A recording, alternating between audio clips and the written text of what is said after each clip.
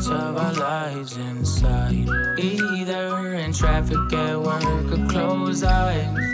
How about we all agree that it's way overdue to take back our lives? I can work wherever now. You can work wherever now. Take your guard and let it down, 'cause you can work wherever now.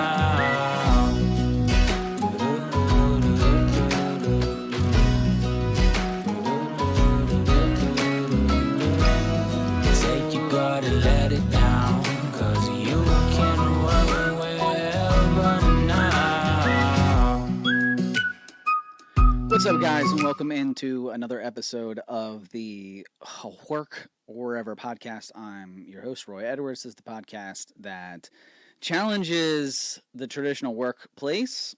We push innovation here, and we talk about the lives of those who work wherever. Today, I had this article that was sent to me. It was... So I hurt my back about 3 weeks ago playing hockey, so it wasn't like I wasn't doing anything cool. So it was kind of like I got hurt doing nothing, but I was playing hockey at least, and I just made a turn or whatever, and my back totally seized up, and I've been dealing with this issue in my back. I don't know if it's sciatic. I don't know if I slipped a disc. Like, I honestly don't know what happened. My wife wants me to go get an MRI, but, doctors. But I did go, I did have some like virtual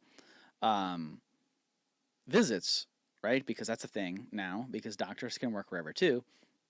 And so I had some virtual visits, a phone call, and they asked me a bunch of questions and kind of got an understanding of what is going on with my back. And they were like, you need to see a chiropractor, but before we do that, you need to get an MRI or an x-ray of your back, and we can't write you a referral, but we can tell you that we work with this doctor's office who specializes in this stuff, but it's walk-in. I'm like, okay, when are they open? And it's like 10 to like 4, Monday through Thursday. And I'm like, I have to work. Like, I don't want to go try to roll the dice on a walk. So anyways, I didn't go do it. I should have. And I played hockey last night. It was my first game back in almost a month. So I did take some time off. My back has been killing me, man. Like, I spent all Labor Day weekend, I was in bed. Couldn't move, could barely walk up and down the steps. I mean, it seized up, guys. Like, my back was totally screwed up. And so my hockey buddies know this, that my back was all screwed up.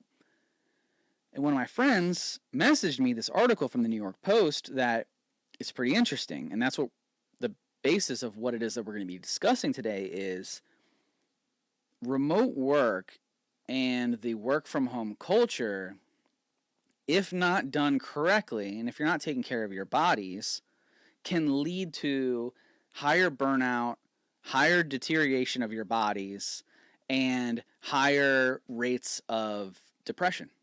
So that's not like a coincidence, guys. There are a couple reasons behind that, and we'll go into a little bit of it, but what I want to focus on mostly today is the activity, right? Making sure that your bodies are moving and that you're taking care of yourself when working from home. Because there's a ton of statistics around, remote workers are more productive, they work longer hours, they, are in more meetings, which all of those things are true for better or for worse. And so there is a higher rate of inactivity. You're sitting all day. I know that standing desks have become kind of a norm, but not everybody can afford a standing desk. Not everybody has a space for a standing desk. It is a bit of an investment. I do have a standing desk, and I do have a treadmill, like one of those walking desks. My wife got me one for Father's Day, and it's great. And I will say that a lot of the process of me going through rehabilitation or whatever I did for myself over the last couple of weeks has involved the standing desk. I didn't sit at all this week. I stood, and, stretched and used the treadmill and, got myself back to being active. And so I started looking into reasons why I might have back problems right now. And because it started in my hip. And I looked into a bunch of different things, right? But traditionally speaking, remote workers do work longer hours. They sit longer, and they have high rates of depression. And that's because they get so built into their work that they're not taking the breaks that were naturally built into your day when you're a traditional worker. So let's think about it a second. Let's try to think back to, for some of you, 2019. Okay, it is spring, summer, early fall, 2019. You have just gotten off the metro. Maybe you parked your car in a parking garage. Okay, try to focus with me. Visualize this. Okay, you're turning the key off in your car. You're walking off the metro. You smell the sweet smells of city.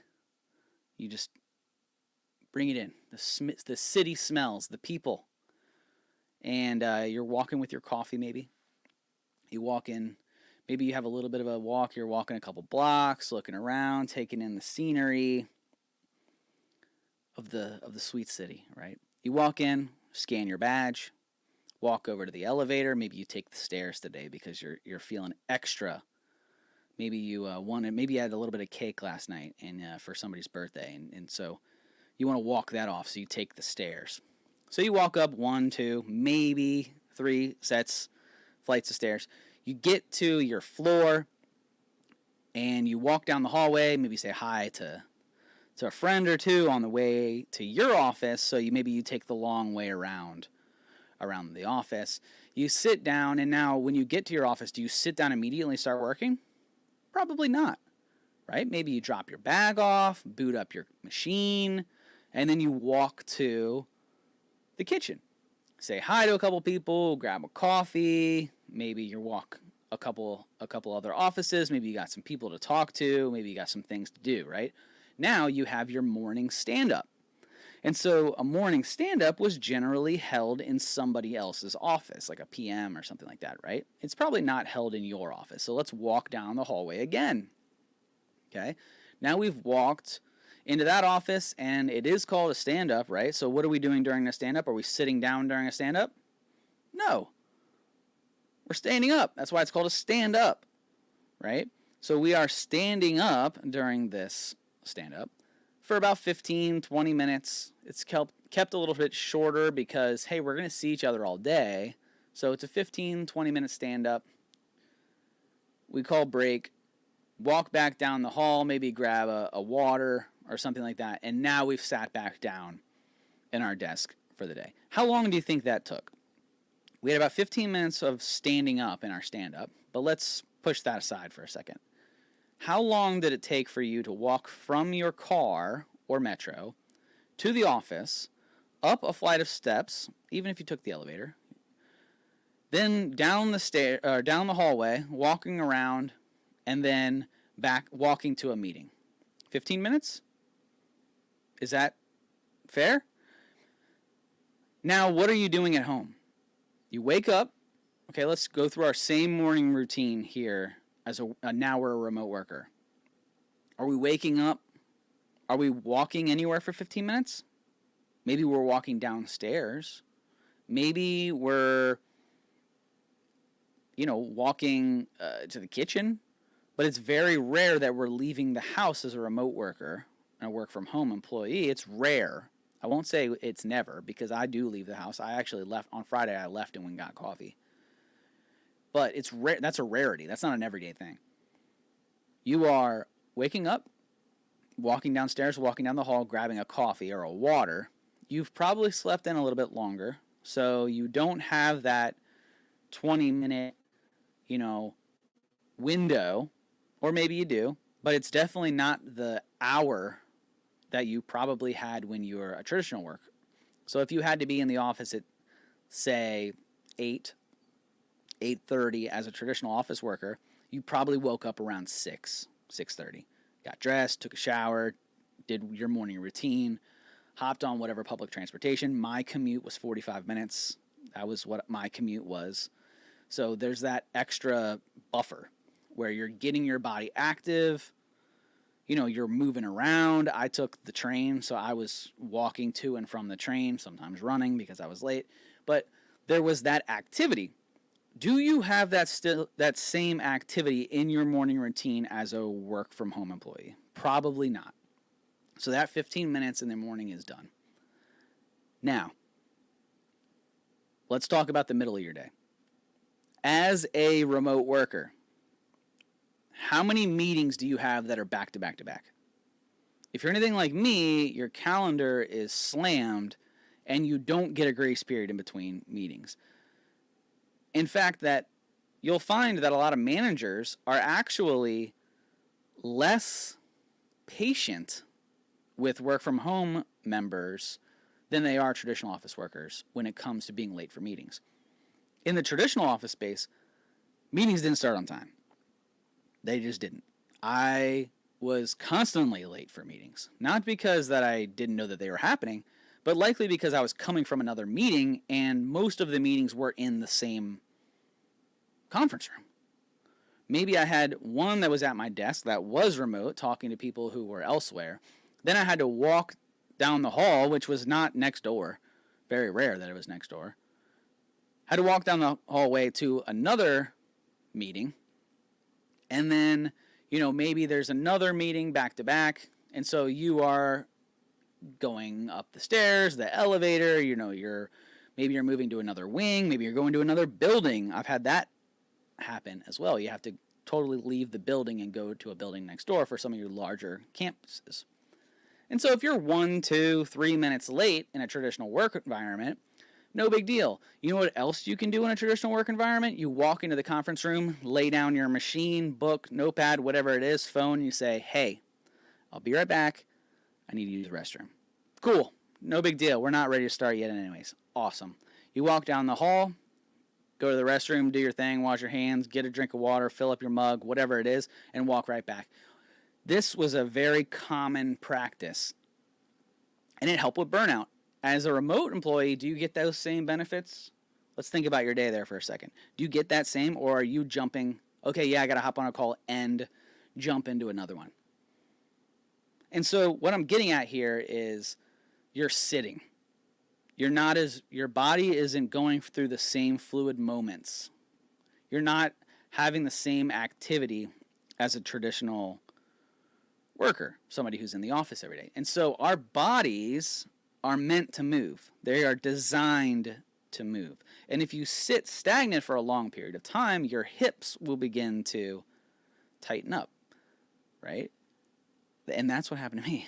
My hip tightened up, which led into my back, which when I did try to be active, because I think that I'm a relatively active person, my back was like, what the hell are you doing? Seized right up, and that was the end of it. Now, to avoid that, you need to build these moments into your day.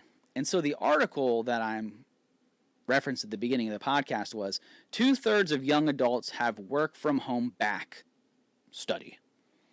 So this is a New York Post article. It was posted this month. It was posted September 14th, so it's a relatively recent study. And so the article starts off, if you've been having back problems since working from home, you're not alone. A new poll conducted by the British self-care campaign, Mind Your Back, has discovered a phenomenon among young adults work from home back.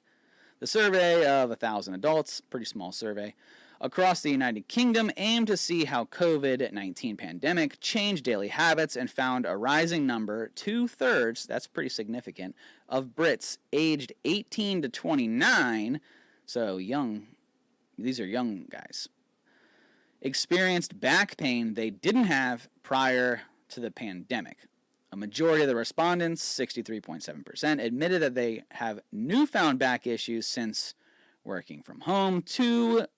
32% of the respondents felt that most aches in their lower back, which is often caused by bad posture. So there's a couple things to read into there. One is the bad posture portion of this. as remote employees, as work from home employees, let's talk about that bad posture for a second. So we're going to break this down into 3 different areas. 1, we're going to talk about your posture and your bad back. 2, we're going to talk about how to help the activity within your day so that you can get more active. Okay, so those are the first 2. We're going to address the posture, we're going to address the activity, and then we're going to address some ways that you can help yourself throughout your day and your calendar. Okay, so those are the 3 different things we're going to talk about. One more time. 1, we're going to talk about posture. 2, we're going to talk about activity. And 3, we're going to talk about the calendar and how you can book things into your day. So the first part, let's talk about posture. Now, a lot of you probably don't have a dedicated workspace, or you're working from an RV. We had a podcast not too long ago where we interviewed a member, and she worked from an RV. I've worked from an RV. I know that lots of people are, when you say work wherever, that doesn't necessarily mean your house. You can go to a Starbucks. You can go to work out of an RV. You can go to the beach. You can go on vacation. We talked about bleisure on a couple different podcasts. So you're moving around to different locations. And with that, you don't have the luxuries of the, ergonomic keyboards, the nice fancy desk chairs. You might not have a standing desk, right? You are in locations where you probably are hunched over a laptop or a smaller device. And when you're on your phones or you're on these tablet screens and stuff like that, your natural way of looking at these screens is the hunched over. So those of you who are watching me on YouTube, you see that I'm holding the phone and my neck, I'm hunched down, right? When looking at the phone. It's a very natural thing. Your head is not up, your back is not straight. You're in a crappier posture. You don't have your monitors that are at eye level. You don't, these are things that we don't really think about when we're in a traditional office space, because you probably have dual monitors if you're sitting in a traditional office space, right? I don't know many offices that don't have at least one monitor. It's very rare that you're sitting at a desk in an office space staring at a laptop, okay? And if you are, then, ask your employer what the hell's going on.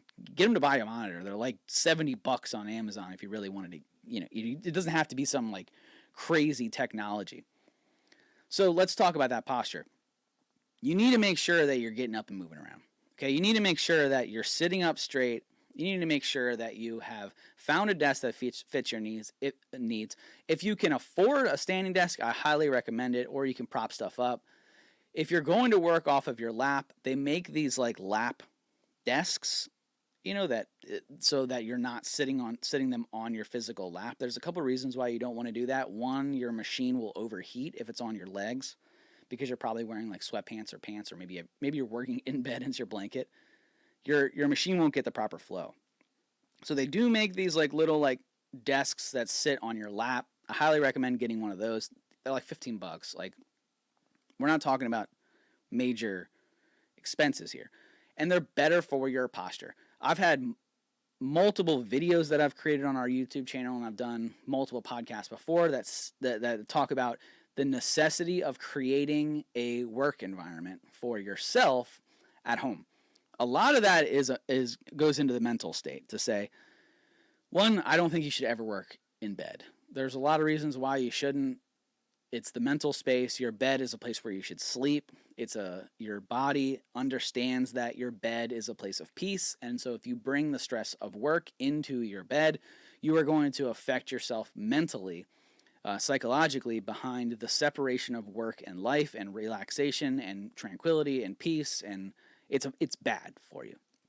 More ways than that, there's some, I don't know if you want to call it frou-frou or what, but there are some psychological things that you're doing to your body that results in a greater stress. That stress is the ultimate killer. That's what's going to kill you guys, stress.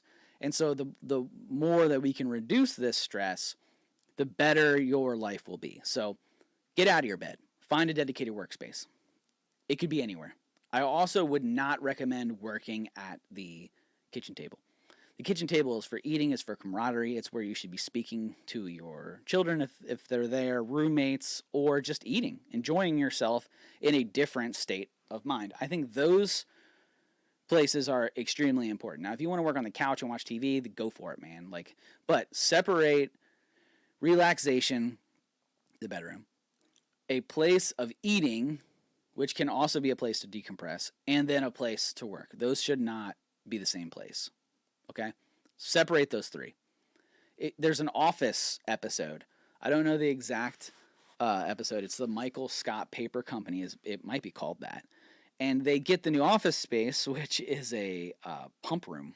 It's a storage closet that the Michael Scott Paper Company leases. I think he gets it for free from the landlord because they have like some relationship or whatever. But they're friends, which is weird because they're not really friends, and he like publicly shames him at one point, bringing him in. I don't know. It's a weird demographic. Anyways, not the point of the reference. The point of the reference is that Michael Scott says everyone has a relaxation corner, right? He's like, that's my corner. My desk is here. And at one point, Pam, goes to the corner, and Michael's like, that's my corner. That's my relaxation corner. And she says, well, why can't that corner be your corner? Pointing to the corner behind his desk. And he says, well, this is where I work. I can't relax where I work. And while that sounds absolutely ridiculous, and the whole point of it was to be funny, he's absolutely right. The more that you watch The Office, you'll actually find that Michael Scott is actually a really good boss, and that a lot of the things that he do are actually now like preached across like business culture, which is hilarious because that I'm sure that was not the intent. I'm sure the intent was to make fun of the office space because it's supposed to be funny, but he's exactly right in that to say that you shouldn't relax in the same place you work. You shouldn't mix your feelings like that. You shouldn't mix the emotions of the workplace with your relaxation. It's a bad mixture. It's just going to lead to burnout. So I say that to say that set up a place in your house that will be the place to work where you can put together some sort of a chair. The chair that I'm sitting in right now has a pillow behind it, and it helps with my posture. I sit up, and I have desks around me. I actually have this little stool desk next to me that I can pull in front of me when I'm doing screen shares in the studio. And then, like I said, my desk at home, I have like a badass setup. So I don't mean to flaunt, but I have a badass setup. So I have the walking and the standing desk, right? Dual monitors and Bluetooth keyboards and mouse, so I can like do whatever. It's awesome. My wife totally hooked me up. So you don't have to go that far, but you need to put yourself in a position where you can work in good posture, right? Work on your core strength. Put yourself in a good place to have good posture. That's the first one. Setting up a workplace that is designed to help you with good posture so that you're not stagnant throughout the day. Number 2, we're going to talk about activity. So activity needs to be built into your day as a remote worker. When you wake up, you should have a period of time where you are meditating, where you are stretching, where you are going for a walk.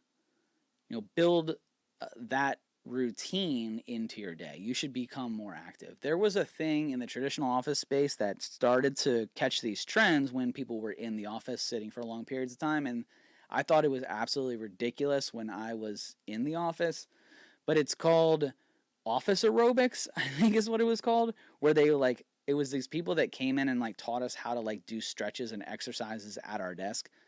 Totally ridiculous. But the idea behind it is sound. To say that we are not meant to sit at a desk. I'm going to reference The Office again, but there's this Office episode where the warehouse, they go over the safety. They go down to the warehouse, and so the warehouse workers are doing their safety course where they're going through and they're saying, hey, don't put your hand in the baler, I think is what it was called. It'll chop your arm off. Don't use no one who's not licensed should use the forklift, Michael, and he gets all offended. And so they're going all over all the dangers of the warehouse. And so all the machines down there that could kill you. And so then they all go upstairs into where the office workers are, and Toby is going over the dangers of the office space. And what does he go over, right? He says, "Hey, you should take a break every 15 minutes and get up and walk around because it's bad for your eyes. You should sit up because it's bad for your posture.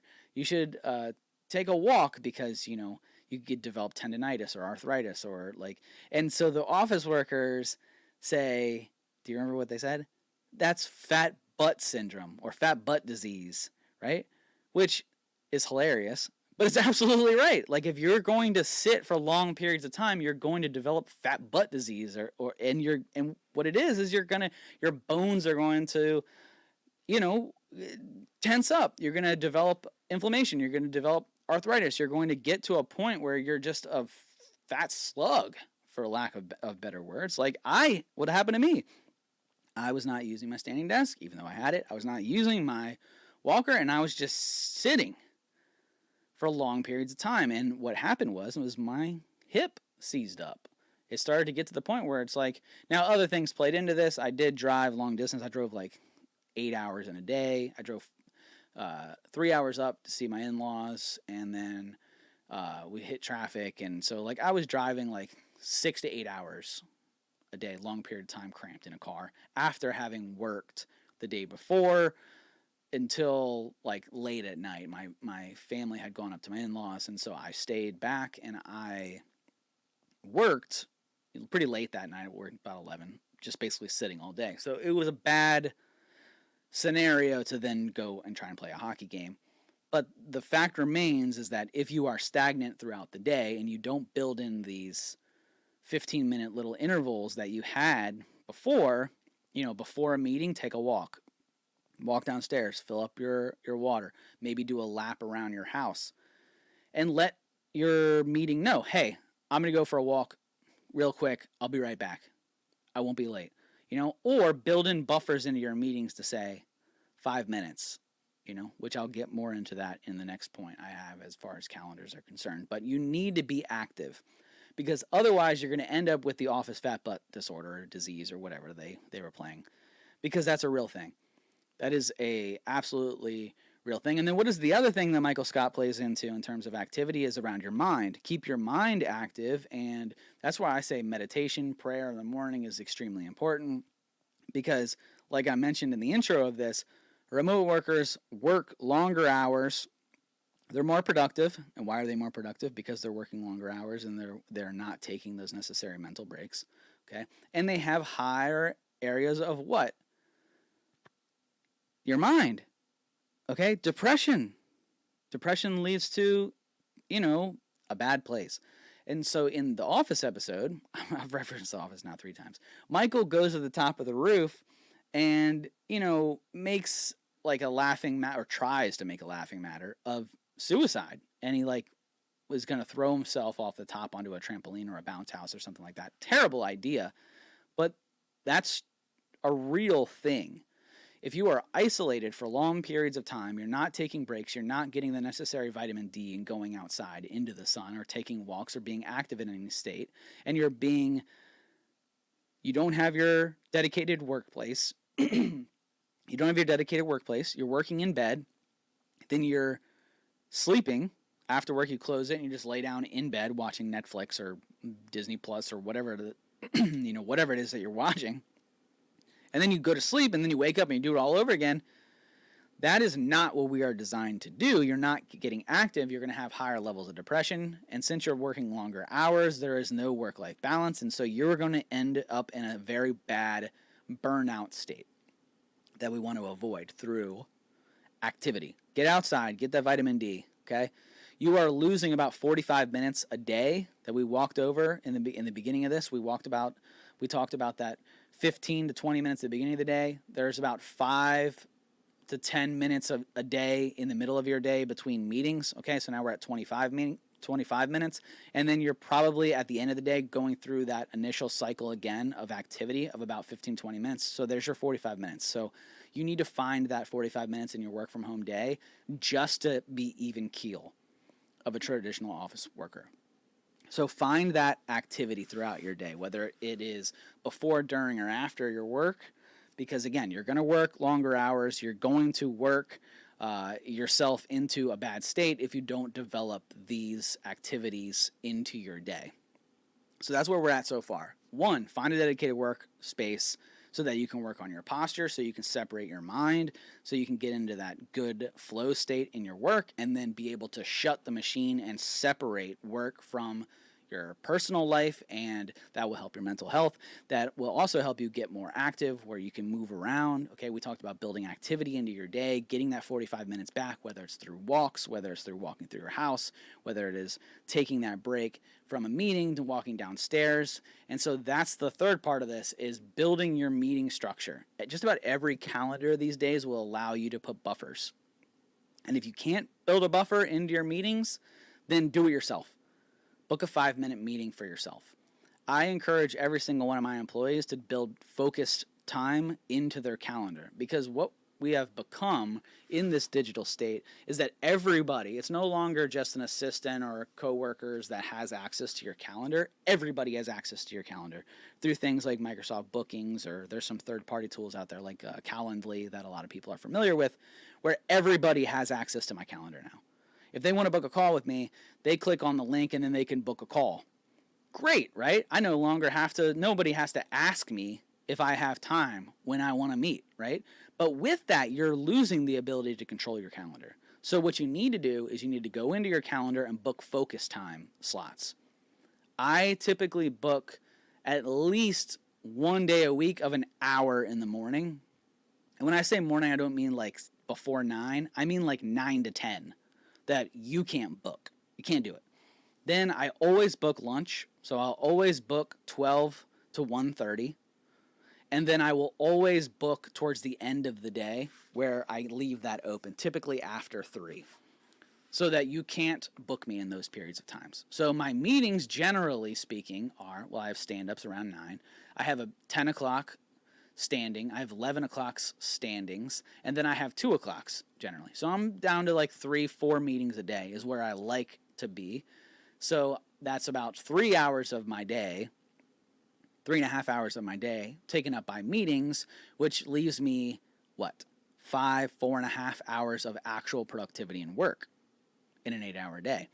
So you need to make sure that you're guarding your time. Build in this focus time.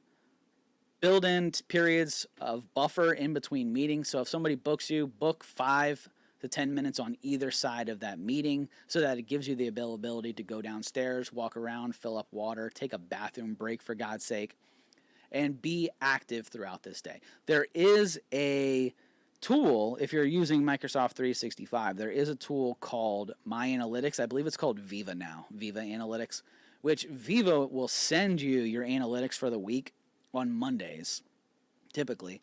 Read that email, because in that email, it's going to give you the option to book focus time, and it's going to show you areas of your day through trends of your calendar that you can book this time in. Do it.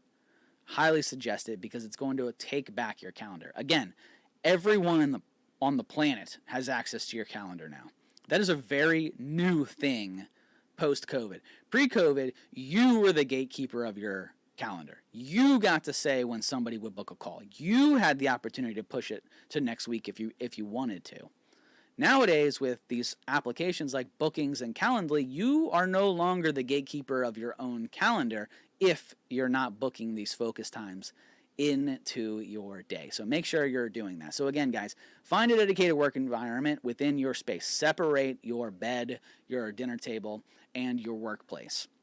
Separate them and work on that posture. Buy a couple things to make sure that you are not stagnant.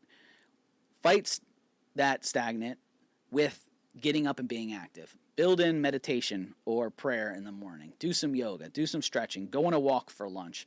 Go do something outside. Get that vitamin D, guys. We need vitamin D. We need it as living beings. Okay, cells feed off the sun. And if you are not getting, if you go through a day where you don't go outside, that's a bad day. I don't care how much you got done. That's a bad day. Get your ass outside.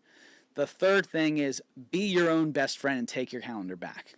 book these things into your calendar so that you don't end up with UK fat butt disease or United Kingdom work from home back or whatever the hell they're talking about. You don't end up like me over the last 3 weeks where I've been hobbling around and sitting in the bed. I have taken this to heart because there is nothing like your back seizing up. And again, I feel like I'm relatively active, but there's nothing like your back seizing up and being like, holy crap, I might not ever play hockey again. That's not going to happen to me again. I am getting active. There's a thing called 75 hard out there, which you guys might not be ready for it. Maybe you are. I think everybody should do it. It's a disciplined thing where you're reading 10 pages a day. It's by Andy Frisella. Check it out.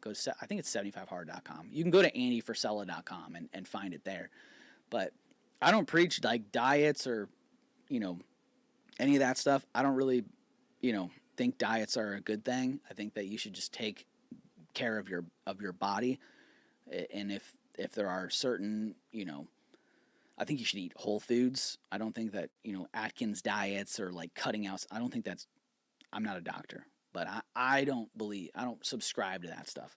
But if you go to andyfrisella.com, and this is the only time I'll ever mention this, the 75 hard program, okay, which you're not really supposed to, he's probably getting mad at me if I call it a program or a challenge or whatever, but it's a lifestyle. Read 10 pages a day. Work out twice for 45 minutes, which one of them has to be inside, one of them has to be outside. Well, you know why? Get outside because vitamin D is necessary for your life. So 45 minutes, remember, hey, I told you guys that you've already eaten up 45 minutes by just being at work at home. So you need to do that at least, the inside or outside, right? So it's really just working out once and then getting your ass active. And then the other thing is drinking a gallon of water, which I have never felt better when I drink water. I don't really like water. I didn't grow up. Growing up, I played sports and I drank Gatorade. And now I drink a ton of water. And if you have to make that transition, I cut soda out. I drink like the bubbly water now, bubbly, LaCroix and all that other fun stuff. Drink that stuff. It'll get you used to your palate will change, and it'll be crazy to see how reliant and addicted to sugar your body was. But these are all part of getting healthy, guys. Do the 75 hard challenge. I just called it a challenge. Do the 75 hard. It'll make you feel better. And if you fail or whatever, at least you're getting yourself active, because that's the biggest part of this. Don't end up with work from home back and UK fat butt disease. Don't end up with it. Guys, thanks for hanging out. Hopefully you enjoyed this. If you want some more information on how to book your calendar, some of these tools that Microsoft offers on how to enable yourself to get more active and work forever, check out our website, capitalpresence.com. We're in the process right now of building a website that will be totally focused on things that we talk about on the podcast. It'll be where you can get your podcasts, videos, work from home tools like Bluetooth headphones and remote generators and wireless hotspots that are all blessed by our show, things that we have tested out. You'll see some videos on there of us testing them out. That's going to be goworkwherever.com. It's not up yet, but it is pending. I believe if you go to goworkwherever.com, it'll say a coming soon type thing. Maybe we'll hit up a subscribe thing so you can we'll let you know when it comes out. But that is the site that'll have all things of this podcast, and it'll be the Remote Work Home. Also, there is the Go Work Wherever Facebook group. Check that out. We're building a community of remote workers and remote organizations so we can share ideas, talk about getting active, talk about these things that we talked about. I actually posted the link to that article on that Facebook group. So go to facebook.com and search for the Go Work Wherever. It is a private group, so we don't do any of that spam crap in there. But guys, thanks for hanging out. Thanks for listening. Live every day like it is Saturday. Get out in the world and go work wherever. Thanks for listening. Hey there! Don't forget to hit that subscribe button and turn on notifications for all the latest videos of Capital Presence.